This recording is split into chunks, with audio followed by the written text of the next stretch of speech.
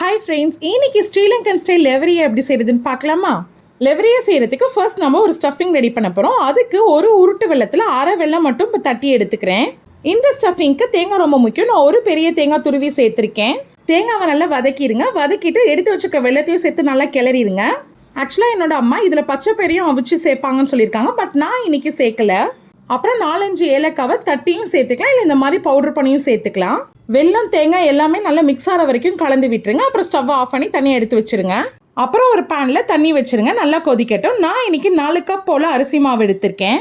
அப்புறம் அதில் தேவைக்கேற்ப உப்பு சேர்த்துட்டு கொஞ்சம் கொஞ்சமாக தண்ணி ஊற்றி மத்துக்கட்டை வச்சு நல்லா சாஃப்டாக கிளறிக்கிறேன். நான் ஏற்கனவே இலையில எண்ணெய் அப்ளை பண்ணியிருக்கேன். இதில் இடியாப்பா மாதிரி புழிஞ்சிட்டு நம்ம எடுத்து வச்சுருக்க ஸ்டஃபிங் உள்ளே வச்சுட்டு அப்படியே மடித்து ஸ்டீம் பண்ணிடலாம்.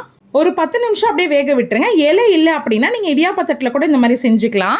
இதில் பூர்ணத்துக்கு பதிலாக மாசி சாம்பல் ஸ்டஃப் பண்ணி சாப்பிடுவோன்னு எங்கள் அம்மா சொல்லியிருக்காங்க. அதோட ரெசிபியை இன்னொரு நாள் போஸ்ட் பண்ணுறேன். தேங்க்ஸ் ஃபார் வாட்சிங்.